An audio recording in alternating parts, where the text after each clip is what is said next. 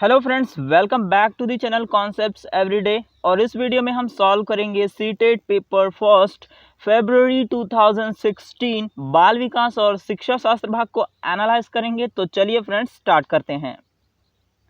Again आपको ध्यान रखना है कि कई बार ऐसा होता है कि 2 से 3 ऑप्शन सही हो रहे होते हैं, लेकिन वहाँ पर हमको सबसे उपयुक्त विकल्प का चुनाव करना होता है, the most appropriate option choose करना होता है। तो चलिए सबसे पहला प्रश्न देखते हैं।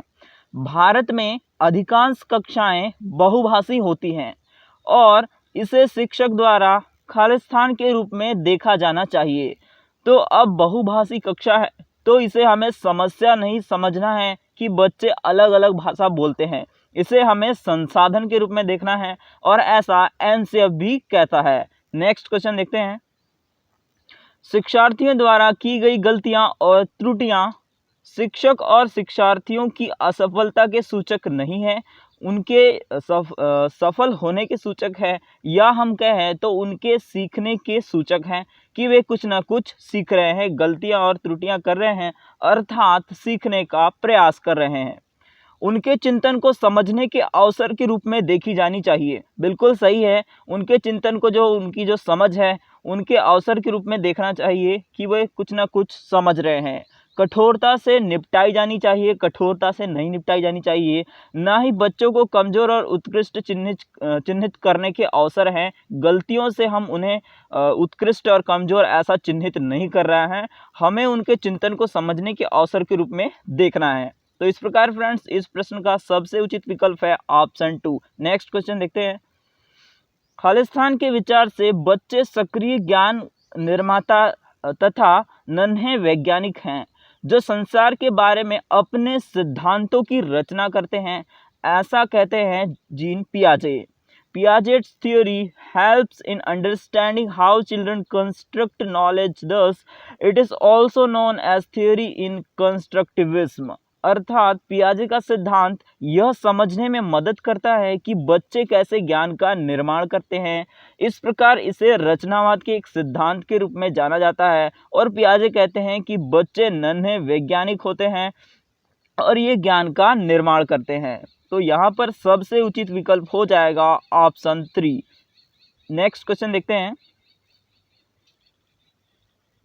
बाल केंद्रित शिक्षा शास्त्र का अर्थ है बच्चों को शिक्षक का अनुगमन और अनुकरण कहने के लिए कहना। ऐसा नहीं है, अनुकरण करने के लिए कहेंगे तो यह बाल केंद्रित शिक्षा नहीं हो जाएगी। बच्चों की अभिव्यक्ति और उनकी सक्रिय भागीदारी को महत्व देना, यही है बाल केंद्रित शिक्षा शास्त्र का अर्थ, कि आप बच्चों की अभिव्यक्ति को महत्व देते हैं और उनकी सक्रिय भागीदारी को भी महत्व देते हैं। बच्चों को पूर्ण रूप से स्वतंत्रता देना नहीं है, उन्हें मार्गदर्शन देना है, उनकी अभिव्यक्ति को महत्व तो देना है, लेकिन पूर्ण रूप से स्वतंत्रता नहीं देना है, उन्हें मार्गदर्शन करना है, उनकी सहायता करनी है सीखने में। बच्चों को नैतिक शिक्षा देना भी नहीं है, बच्चों की अभिव्यक्ति और भागीदारी को महत्व देना ही बाल केंद्रित शिक्षा का अर्थ है। नेक्स्ट क्वेश्चन देखते हैं। जटिल परिस्थिति को संसाधित करने में शिक्षक बच्चों की सहायता कर सकता है। कोई भी सहायता न देकर अब क्या करना है शिक्षक को कि जटिल परिस्थिति है उसको कुछ छोटा करके बच्चों की सहायता करना है कि वे अच्छे से इसे हल कर ले या समस्या समाधान कर ले। तो क्या उसको कोई भी सहायता नहीं देनी है जिससे बच्चे अपने निर्वाह कर सके, बच्चे खुद अपने से कर सके, ऐसा नहीं है। उसने कुछ ना कुछ सहायता तो देनी है शिक्षक को। उस पर एक भाषण देने से जटिल परिस्थिति को हल करने में सहायता नहीं मिलेगी। कार्य को छोटे हिस्सों में बांटने के बाद निर्देश लिखकर, ये सही है, क्योंकि कार्य को छोटे हिस्सों में बांट देंगे और उसे निर्देश देंगे कि इस प्रकार से इसे करना है, ऐसा लिख करके बच्चों को बताएंगे तो जटिल परिस्थिति को हल करने में या जो भी समस्या है उनको हल करने में बच्चों को सहायता अवश्य मिलेगी। प्रतियोगिता को बढ़ावा देकर और बच्चे पहले कार्य को पूरा करने वाले बच्चे को पुरस्कार देकर, गलत बात है। इस प्रकार से आप प्रतियोगिता बढ़ाएंगे, बच्चों में कंपटीशन बढ़ेगा और कुछ बच्चे पीछे रह जाएंगे, तो यह अच्छा नहीं होगा। यह सभी बच्चों को बच्चों के अधिगम को ध्यान नहीं देता है यह, तो यह ऑप्शन अच्छा नहीं है। तो यहाँ पर सबसे उचित विकल्प है ऑप्शन 3। नेक्स्ट क्वेश्चन देखते हैं। शिक्षार्थियों से यह अपेक्षा करना कि वे ज्ञान को उसी रूप में पुनः प्रस्तुत कर देंगे जिस रूप में उन्हें उसे ग्रहण किया है। आपने जैसा बताया वैसा ही उन्हें बताना है, ऐसा आप सोच रहे हैं, ऐसी आप अपेक्षा कर रहे हैं। तो क्या यह प्रभावी आकलन युक्ति है? बिल्कुल नहीं है। जैसा आपने ज्ञान दिया वैसा ही कॉपी करके बच्चों को बताना, यह सोचना अच्छा नहीं है, समस्यात्मक है, क्योंकि व्यक्ति अनुभवों की व्याख्या करते हैं और ज्ञान को ज्यों का त्यों पुनः उत्पादित नहीं करते हैं। बिल्कुल सही है, आपने जैसा ज्ञान दिया वैसा ही पुनः उत्पादित हो जाएगा, ऐसा संभव नहीं है। कुछ न कुछ वे अपने अनुभवों को जोड़कर उसकी व्याख्या करेंगे।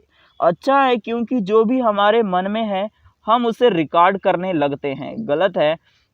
अच्छा है, क्योंकि यह शिक्षक के लिए आकलन में सरल है, ऐसा भी नहीं है, क्योंकि यहाँ पर बच्चों का परिप्रेक्ष्य तो आपने लाया ही नहीं कि वे अपने अनुभव से कुछ ना कुछ जोड़ेंगे तभी वे कुछ ना कुछ उत्तर देंगे। ऐसा नहीं करेंगे कि आपने जैसा बताया वैसा ही वे उत्पादित कर देंगे, तो ऐसा नहीं होगा। ऑप्शन 2 यहाँ पर करेक्ट है। नेक्स्ट क्वेश्चन देखते हैं। जब शिक्षार्थियों को समूह में किसी समस्या पर चर्चा का अवसर दिया जाता है तब उनके सीखने का वक्र स्थिर रहता है? स्थिर तो नहीं रहेगा। जब चर्चा होगी तो वहाँ पर अधिगम हो सकता है कि बढ़ जाए, बच्चे एक दूसरे की सहायता करेंगे, समस्या तो वहाँ पर वक्र तो कुछ ना कुछ बदलेगा ही, अवनत होगा। क्या वक्र कम हो जाएगा, डिक्लाइन होगा, यानी सीखना कम हो जाएगा? ऐसा तो नहीं होगा। जब डिस्कशन होगा बच्चों का तो सीखना बढ़ेगा ही। बढ़ेगा या घटेगा, किस प्रकार से होगा, कभी बढ़ेगा कभी घटेगा, इस प्रकार से हम नहीं कह सकते कि केवल अवनत होगा या केवल समान होगा या केवल स्थिर होगा। यहाँ पर बेहतर होगा। अब बेहतर किस प्रकार से होगा, घटेगा बढ़ेगा कई बार, तो इस प्रकार से हो सकता है, लेकिन बेहतर जरूर होगा। नेक्स्ट क्वेश्चन देखते हैं। विकास की गति एक व्यक्ति से दूसरे में भिन्न होती है, किंतु यह खालिस्तान नमूने का अनुगमन करती है। एक दूसरे से भिन्न होती है, अव्यवस्थित नहीं होती है, प्रत्याशित भी नहीं होती है। हम उसको भविष्य को प्रत्याशित कर सकते हैं कि क्या होगा विकास उसका। क्रमबद्ध और व्यवस्थित होता है, यह बिल्कुल सही है। विकास जो है क्रमबद्ध और व्यवस्थित होता है। एड़ी चोटी से बिल्कुल गलत बात है, विकास ऐसा नहीं होता है। यह हो जाएगा क्रमबद्ध और व्यवस्थित। नेक्स्ट क्वेश्चन देखते हैं। विकास के लिए निम्नलिखित में से कौन सा एक उचित है? सामाजिक सांस्कृतिक संदर्भ विकास में एक महत्वपूर्ण भूमिका का निर्वाह करता है। बिल्कुल उचित है यह, क्योंकि ऐसा कहते हैं वाइगॉट्स्की और ऐसा होता भी है। विकास एकल आयामी है? बिल्कुल गलत है, एकल आयामी नहीं है, बहुत प्रकार से होता है, अलग अलग आयाम में होता है। संवेगात्मक विकास होता है, संज्ञानात्मक विकास होता है, शारीरिक विकास होता है, और भी विकास के आयाम हैं, एकल आयामी नहीं है। विकास पृथक भी नहीं होता है, एक दूसरे से जुड़ा हुआ होता है। विकास जन्म के साथ प्रारंभ होता है और समाप्त होता है। कहाँ खत्म होता है यह नहीं लिखा हुआ है, तो यह जन्म के साथ प्रारंभ होता है ऐसा भी नहीं है, यह तो गर्भावस्था से ही प्रारंभ हो जाता है। तो यहाँ पर सबसे उचित विकल्प हो जाएगा ऑप्शन 1। नेक्स्ट क्वेश्चन देखते हैं। व्यक्तियों में एक दूसरे से भिन्नता क्यों होती है? जन्मजात विशेषताओं के कारण होती है, लेकिन केवल जन्मजात विशेषताओं के कारण नहीं होती है। उसमें वंशानुक्रम तो होता ही है, साथ में वातावरण के बीच अन्योन्य क्रिया के कारण भी भिन्नता होती है, और इन दोनों के कॉम्बिनेशंस के अलावा कुछ होता ही नहीं है। या तो वंशानुक्रम होगा या वातावरण होगा, इनकी अन्योन्य क्रिया होती है, इसी के कारण व्यक्तियों में एक दूसरे से भिन्नता होती है। प्रत्येक व्यक्ति को उसके माता पिता से जीनों का भिन्न समुच्चय प्राप्त होने के कारण यह तो केवल आनुवांशिकता हुआ, लेकिन वातावरण भी शामिल होता है व्यक्तियों की भिन्नता में। वातावरण के प्रभाव के कारण यहाँ केवल वातावरण है, लेकिन हम जानते हैं कि ये दोनों के अन्योन्य क्रिया के कारण होता है। नेक्स्ट क्वेश्चन देखते हैं। बच्चे के समाजीकरण में परिवार किस प्रकार की भूमिका निभाता है? क्या रोमांचकारी नहीं होता है? मुख्य भूमिका निभाता है। गौण नहीं होता है, मुख्य भूमिका निभाता है परिवार। कम महत्वपूर्ण तो होता ही नहीं है। यहाँ पर सबसे उचित विकल्प हो जाएगा ऑप्शन 2। नेक्स्ट क्वेश्चन देखते हैं, निम्नलिखित में से कौन सा एक सही मिलान वाला जोड़ा है। अब यह क्वेश्चन आया है पियाजे की थ्योरी से।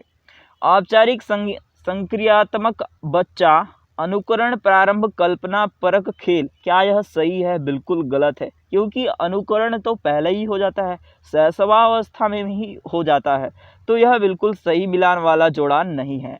शैशवावस्था तर्क का अनुप्रयोग और अनुमान लगाने में सक्षम, शैशवावस्था में ऐसा नहीं होता है, यह भी गलत ही है।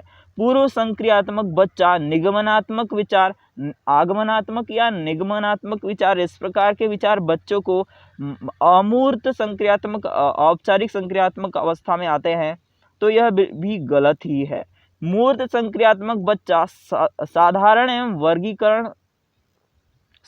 एवं वर्गीकरण करने योग्य होता है, तो यह बिल्कुल सही है। मूर्त संक्रियात्मक बच्चे में वर्गीकृत कर सकते हैं, चीज़ों को समझ सकते हैं कि कम कौन सी है, ज़्यादा कौन सी है, तो यहाँ पर उचित विकल्प या सही मिलान जोड़ा है ऑप्शन 4। नेक्स्ट क्वेश्चन देखते हैं, एक बच्ची कहती है धूप में कपड़े जल्दी सूख जाते हैं, वह खालिस्तान की समझ को प्रदर्शित कर रही है। क्या यह अमुक केंद्रित चिंतन है, या कार्य कारण है, या विपर्ययी चिंतन है, या प्रतीकात्मक विचार है? तो देखिए, इस प्रकार जब हो रहा है कि बच्चे समझ गई है कि यदि धूप ज़्यादा लगेगी तो कपड़े जल्दी सूख जाएंगे, इसका मतलब उसे पता है कि उसका कारण क्या है कि जल्दी कपड़े सूख जाएंगे, इसका मतलब है कि धूप उन्हें ज़्यादा लगानी है, तो यह कार्य कारण है। और यह आती है पियाजे की संवेदी पेशी अवस्था की छठे चरण से। इन्होंने संवेदी पेशी अवस्था जो जन्म से 2 वर्ष तक है उसको 6 चरणों में और बांट दिया है, और वे कहते हैं कि छठे चरण के दौरान बच्चे की कारण और प्रभाव की समझ में सुधार होता है। यदि बच्चा कोई घटना देखता है, जैसे यहाँ वो कपड़े सुखा रही है, तो वह अनुमान लगा सकता है कि इसका क्या कारण हो सकता है कि कपड़े जल्दी कैसे सूखेंगे, तो यहाँ पर तो यहाँ पर हो जाएगा ऑप्शन 2। नेक्स्ट क्वेश्चन देखते हैं, पियाजे के अनुसार बच्चों का चिंतन वयस्कों से भिन्न होता है बजाय खालिस्तान की, किस प्रकार से भिन्न होता है? तो पियाजे कहते हैं कि पियाजे ने महसूस किया जब उन्होंने अपने थ्योरी बना रहे थे या डेवलप कर रहे थे, विकास कर रहे थे अपने सिद्धांत का, तब वे बच्चों से प्रश्न कर रहे थे, और उस समय वे महसूस करते हैं कि जो बड़े बच्चे हैं एक ही परीक्षा में अधिक प्रश्नों का उत्तर देने में सक्षम थे, अधिक प्रश्नों के उत्तर दे रहे थे बड़े बच्चे, और उत्तरों और तर्क के बीच गुणात्मक अंतर था जो बड़े बच्चों ने लागू किया था। जो बड़े बच्चे उत्तर दे रहे थे उसमें क्या था, गुणात्मक अंतर था छोटे बच्चों की तुलना में, लेकिन वे मात्रात्मक रूप से भिन्न नहीं थे, यानी कि मात्रा उतनी ही थी। जैसे बड़े बच्चे सोच रहे हैं, जितना ज़्यादा सोच रहे हैं उतना ज़्यादा छोटे बच्चे भी सोच रहे हैं, लेकिन गुणात्मक अंतर है उनमें कि अलग अलग प्रकार से सोच रहे हैं। बड़े बच्चे अलग प्रकार से सोच रहे हैं, छोटे बच्चे अलग प्रकार से सोच रहे हैं। तो पियाजे के अनुसार इन्होंने कहा कि पियाजे के अनुसार बच्चों की सोच मात्रा की तुलना में प्रकार में भिन्न होती है। मात्रा तो उतनी ही होती है जैसा बड़े सोचते हैं, जितनी मात्रा में सोचते हैं उतना छोटे भी सोचते हैं, लेकिन प्रकार, जो चिंतन का प्रकार है वह अलग अलग होता है। ठीक है, तो यहाँ पर ऑप्शंस में देख लेते हैं कि कौन सा यहाँ पर मैच करता है। चिंतन वयस्कों से प्रकार में भिन्न होता है बजाय मात्रा के, तो ऑप्शन 2 यहाँ पर मैच हो रहा है। ऑप्शन 4 जस्ट उल्टा है, आकार नहीं होता है चिंतन का, तो यहाँ पर ये ऑप्शंस गलत हो जाएंगे। यहाँ पर प्रकार और मात्रा होती है, तो ऑप्शन 2 यहाँ करेक्ट है पियाजे के सिद्धांत के अनुसार। अगला क्वेश्चन है, निम्नलिखित में से कौन सा एक आधारभूत सहायता का उदाहरण है? स्कैफोल्डिंग की बात कर रहे हैं, यहाँ पर अंग्रेजी में भी देख लेना है आपको। स्कैफोल्डिंग यानी वाइगॉस्की की थ्योरी से आ गया, आधारभूत सहायता हो गई वाइगॉस्की की थ्योरी से। तो शिक्षार्थियों को प्रेरित करने वाले भाषण देना ये नहीं होता है स्कैफोल्डिंग या आधारभूत सहायता। प्रश्न पूछने को बढ़ावा दिए बिना स्पष्टीकरण देना, यह भी गलती है। आप प्रश्न तो पूछिए पहले, फिर उसके बाद स्पष्टीकरण दीजिए, तो इस पर एक होगी आधारभूत सहायता। लेकिन अभी आप तो प्रश्न पूछने को बढ़ावा दिए बिना स्पष्टीकरण दे रहे हैं, तो यह ऑप्शन गलत होगा। मूर्त और अमूर्त दोनों प्रकार के उपहार देंगे, इस प्रकार से रिवार्ड देंगे तो ये भी नहीं होगा सहायता। यहाँ तो आपको सीखने में सहायता करनी है, और अवार्ड तो आप जब देंगे जब बच्चा अच्छे से सीख चुका होगा और कुछ प्रदर्शित कर चुका होगा। अनुबोधन और संकेत देना तथा नाजुक स्थितियों पर प्रश्न पूछना बिल्कुल सही है। यही है आधारभूत सहायता या स्कैफोल्डिंग, कि आप अनुबोधन कर रहे हैं, संकेत दे रहे हैं बच्चों को, नाजुक स्थितियों पर प्रश्न पूछ रहे हैं कि कुछ समझ नहीं आ रहा है तो बताइए, मैं समझा दूंगा, इस प्रकार से। तो ऑप्शन यहाँ पर 4 करेक्ट हो जाएगा। नेक्स्ट क्वेश्चन देखते हैं। वाइगॉत्स्की कहते भी हैं, इनका सिद्धांत आपको ध्यान रखना है कि मानव विकास के लिए सामाजिक सांस्कृतिक संदर्भ बहुत ही आवश्यक है। इसलिए वाइगॉत्स्की को सामाजिक सृजनवाद का जनक भी माना जाता है। बच्चों द्वारा ज्ञान का सृजन किया जाता है, ना कि उनके द्वारा प्राप्त किया जाता है, ऐसा कहते हैं। वाइगॉत्स्की के अनुसार किसी भी बच्चे का विकास सामाजिक परिस्थिति में ही संभव है बोलते हैं, और इस प्रकार इनके सिद्धांत को सामाजिक विकास का सिद्धांत भी कहते हैं। और ये बोलते हैं कि बच्चों का संज्ञानात्मक विकास सामूहिक प्रक्रिया द्वारा संभव हो पाता है और बच्चे सामाजिक अंतःक्रिया द्वारा ही सीखते हैं। तो ऐसा कहते हैं वाइगॉत्स्की। तो ये आपको ध्यान रखनी है बातें। वाइगॉत्स्की के अनुसार बच्चे सीखते हैं परिपक्व होने से, अनुकरण करने से, वयस्कों और समवयस्कों के साथ परस्पर क्रिया से। अब भी हमने देखा था लास्ट पॉइंट, उसमें कहा था कि बच्चे सामाजिक अंतःक्रिया ही द्वारा ही सीखते हैं। तो बच्चे समवयस्कों के साथ परस्पर क्रिया से सीखेंगे, अंतःक्रिया से सीखेंगे, इंटरेक्शन से सीखेंगे, जब पुनर्बलन प्रदान किया जाता है, ऐसा नहीं कहते हैं। तो ऑप्शन 3 यहाँ पर करेक्ट है। नेक्स्ट क्वेश्चन देखते हैं। निम्नलिखित में से कौन सी स्थिति बाल केंद्रित कक्षा कक्ष को प्रदर्शित कर रही है? एक कक्षा जिसमें पाठ्यपुस्तक एकमात्र संसाधन होता है जिसका संदर्भ शिक्षिका देती है, गलत है, यह बाल केंद्रित शिक्षा नहीं है। ये एक कक्षा जिसमें शिक्षार्थी समूह में बैठे हैं और शिक्षिका बारी बारी से प्रत्येक समूह में जा रही है, यह है बाल केंद्रित शिक्षा। क्योंकि यहाँ पर समूह में बैठे हैं, वे एक दूसरे से बातचीत कर रहे हैं, बारी बारी से शिक्षिका जा रही है, क्या समस्या है उनसे पूछ रही है, और इस प्रकार उनका अधिगम हो रहा है, बच्चों से वार्तालाप कर रही हैं। तो यह बिल्कुल बाल केंद्रित शिक्षा है। एक कक्षा जिसमें शिक्षार्थियों का व्यवहार शिक्षिका द्वारा दिए जाने वाले पुरस्कार और दंड से संचालित होता है, यह नहीं है बाल केंद्रित शिक्षा। एक कक्षा जिसमें शिक्षिका नोट लिखा देती है और शिक्षार्थियों से उन्हें याद करने के लिए कहती, यह भी नहीं है बाल केंद्रित शिक्षा, क्योंकि याद करवाना बाल केंद्रित शिक्षा के अंतर्गत नहीं आता है। इसमें तो प्रश्न पूछना, बच्चों से बातचीत करना, उनकी समस्याओं का समाधान करना, यह आता है। तो ऑप्शन 2 यहाँ पर करेक्ट हो जाएगा। नेक्स्ट क्वेश्चन देखते हैं। बुद्धि है एक अकेला और जाति विचार, ऐसा नहीं है। बुद्धि दूसरों के अनुकरण करने की योग्यता भी नहीं है, एक विशिष्ट योग्यता भी नहीं है, एक नहीं है। यह एक सेट ऑफ कैपेबिलिटीज है, सामर्थ्यों का एक समुच्चय है। तो यहाँ पर ऑप्शन 4 करेक्ट हो जाएगा। अलग अलग सामर्थ्य हैं सबके पास, तो यहाँ पर ऑप्शन 4 करेक्ट है। नेक्स्ट क्वेश्चन देखते हैं। भाषा विकास के लिए प्रारंभिक बचपन का काल है, अमहत्वपूर्ण तो नहीं है, अति संवेदनशील है। बच्चों का भाषा विकास प्रारंभिक बचपन में ज़्यादा से ज़्यादा होता है, निरपेक्ष भी नहीं है, कम महत्वपूर्ण भी नहीं है, यहाँ पर अति संवेदनशील ही सही है। नेक्स्ट क्वेश्चन देखते हैं। एक सह शिक्षा कक्षा में लड़कों से शिक्षक यह कहता है, लड़के बनो और लड़कियों जैसा व्यवहार मत करो, इस प्रकार से कहता है शिक्षक।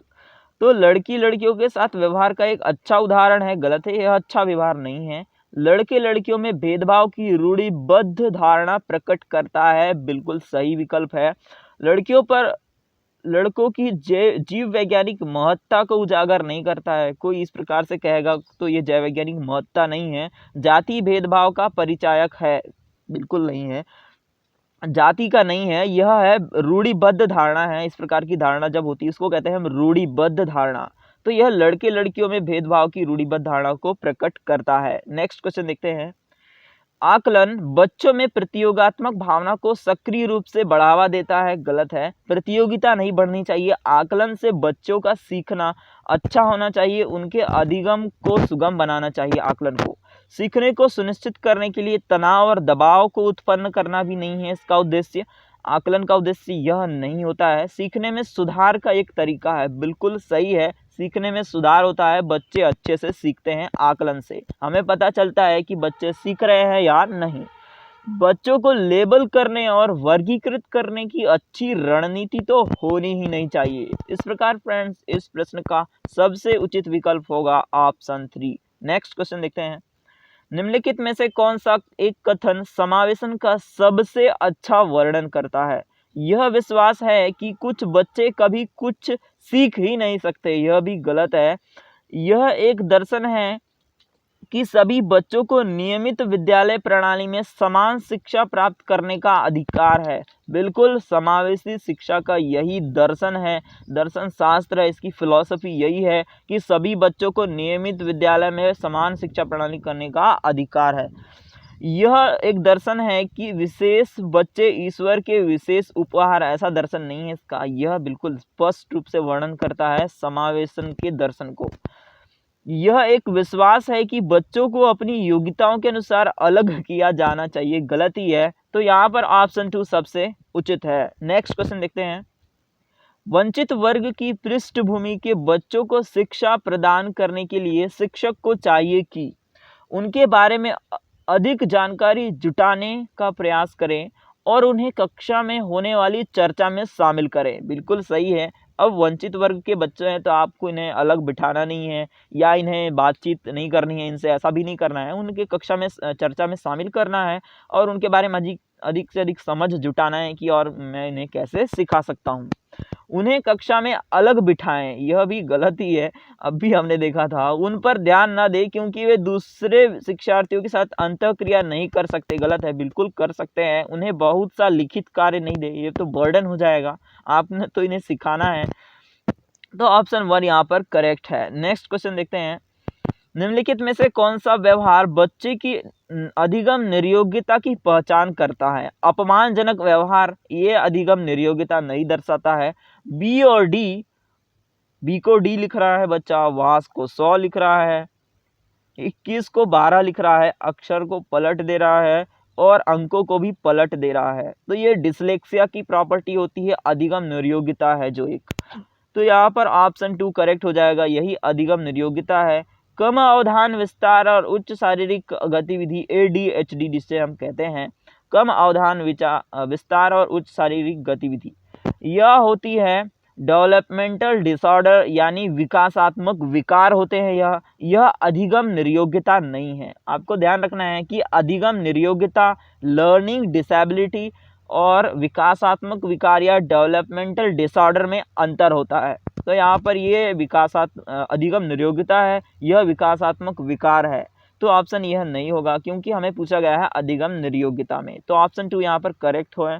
मनोभाव का जल्दी जल्दी बदलना, मूड स्विंग्स, ये भी नहीं है। तो यहाँ पर ऑप्शन 2 ही करेक्ट है, यह है डिसलेक्सिया की प्रॉपर्टीज। नेक्स्ट क्वेश्चन देखते हैं। एक बच्चा जो आंशिक रूप से देख सकता है उसे शिक्षा नहीं देनी चाहिए क्योंकि वह उसके किसी काम नहीं आएगी, गलती है।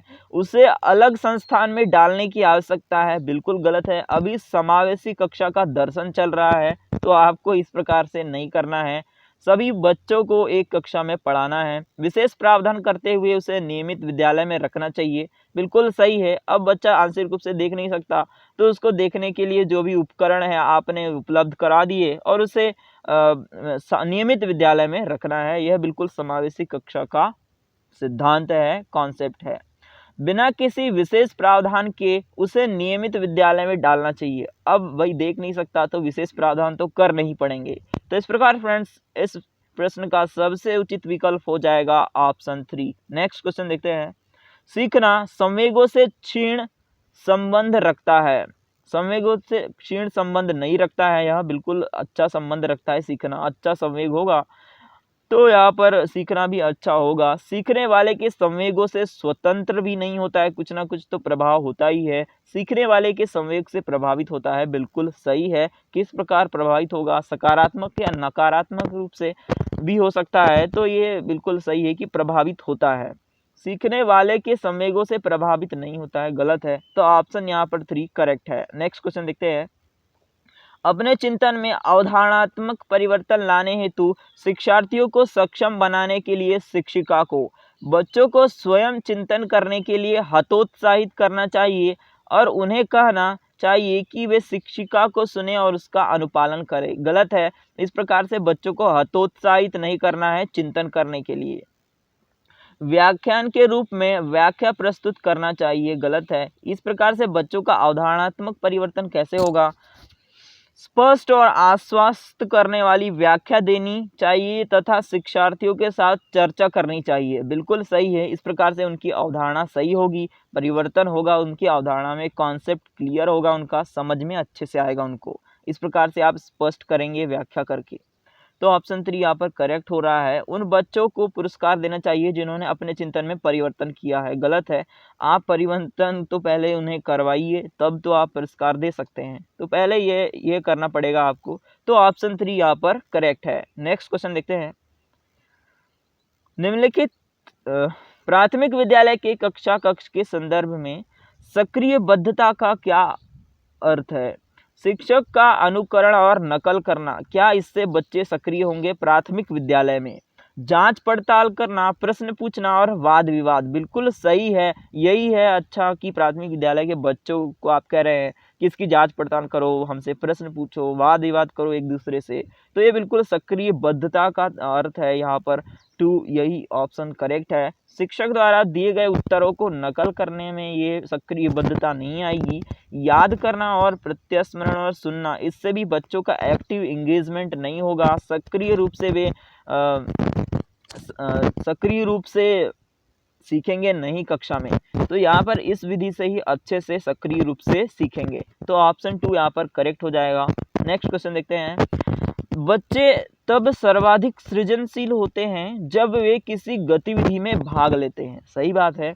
दूसरों के सामने अच्छा करने के दबाव में आकर ऐसा नहीं होता है, अपनी रुचि से होता है। अपनी रुचि से बच्चे सर्वाधिक सृजनशील होते हैं जब वे किसी गतिविधि में भाग लेते हैं। पुरस्कार के लिए भी नहीं, ना ही शिक्षक की डांट से बचने के लिए होते हैं। तो यहाँ पर ऑप्शन 2 करेक्ट हो जाएगा। और इस प्रकार फ्रेंड्स हमने सीटेट पेपर फर्स्ट जो फरवरी 2016 में हुआ था सॉल्व कर लिया है, एनालिसिस कर लिया है। और आई होप यह सॉल्यूशन आपको पसंद आया होगा, समझ आया होगा। फिलहाल इस वीडियो में इतना ही। Thank you.